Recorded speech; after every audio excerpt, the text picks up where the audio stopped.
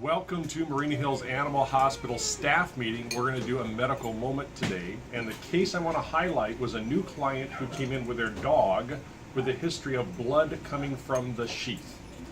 As you all know, when we work up our patients, we're committed to doing three things at once for each of our patients. Number one is we want to make them feel better. The second is we want to understand why they're sick. And the third thing that we're committed to is being efficient, meaning that we don't put our clients or their pets through expensive testing that we don't have to, but also not standing by with question marks over our heads when there's information that we need to help the pet feel better.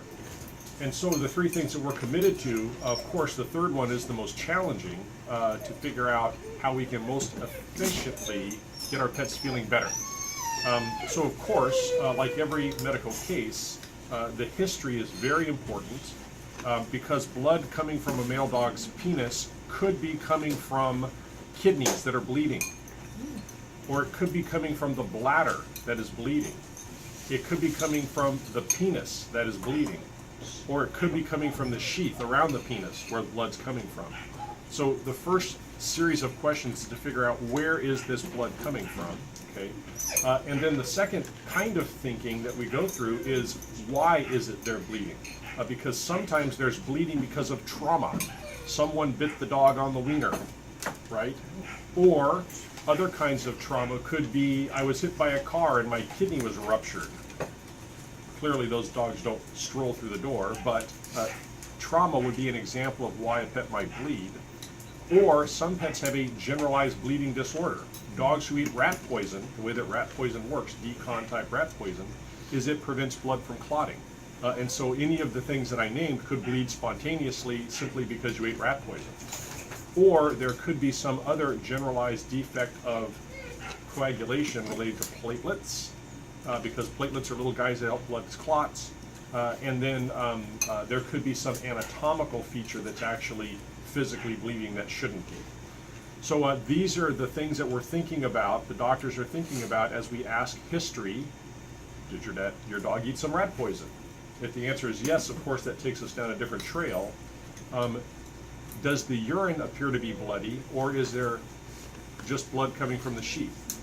Well, in this case, that was an important question because, as it turns out, the history was that when the dog urinates, the urine looks normal, and the blood is separate from the urine.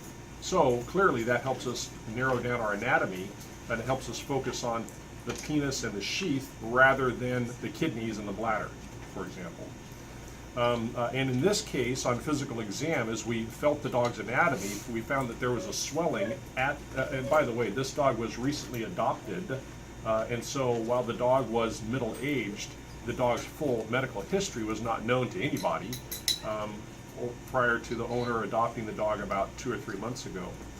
The dog was neutered at the shelter before the dog was adopted by the current owner, but prior to that, we don't really know the pet's history. On physical exam, we found that there was a swelling at the base of the penis. Now that's an interesting thing because male dogs can have a swelling at the base of their penis that is on either side and symmetrical. That is simply a dog being aroused. So that's not always a problem. But in this case, it was only on one side. It was not on both sides, though it was clearly at the base of the penis. With some investigation and looking at that part of the dog's anatomy, what we found was that there were 3 fleshy masses growing from the dog of this dog from the base of the penis. So that's unusual. We don't see that every day. And the question then is, why would that be? What might cause a fleshy mass at the base of the penis that's bleeding? It turns out that there's a short list of common suspects and then a longer list of exotic, unusual things that could cause that.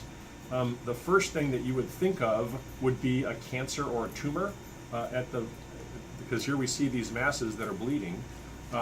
And an alternative explanation to a cancer or tumor would be some previous trauma with scar tissue that was forming poorly and bleeding.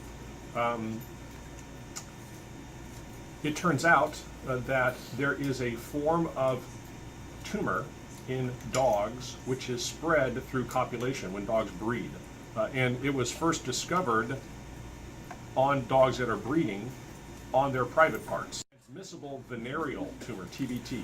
And at the time, the cause for transmissible venereal tumor was not known. Since it was named, a virus was found to be the causative agent.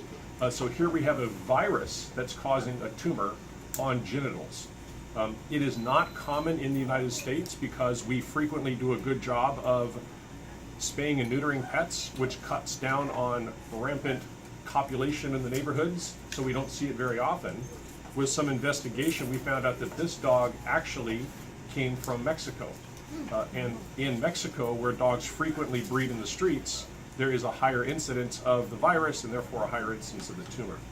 So that is our leading suspicion, is that is the cause of this dog's mass and the cause of the bleeding. The testing is pending right now. We don't actually know the final answer to this story. The alternative explanation could be squamous cell carcinoma, which would be bad news. That's a bad tumor of epithelial surfaces and would require some pretty aggressive surgery. If it turns out that it is the transmissible venereal tumor, that infection and associated tumor is treated with chemotherapy pretty successfully. So there is a form of chemotherapy that can be given intravenously that is pretty successful at treating and reversing the tumor as well as the signs of the bleeding. So we're kind of hoping that's what it is. So an interesting case. I mention it not just to talk about private parts, but because it gives an example of how a simple symptom, blood coming from an orifice, puts us on an interesting path of investigation. And starting with a good history and physical exam is always where we start before we start running tests. What else might we have done? Well, if we hadn't worked through the case, we might have simply said, well, it's probably a urinary tract infection and put them on some antibiotics. Because, of course, urinary tract infection is far more common in our community than is TBT. But, of course, with some careful investigation, we found a whole different track to pursue. So, anyway, that's the story.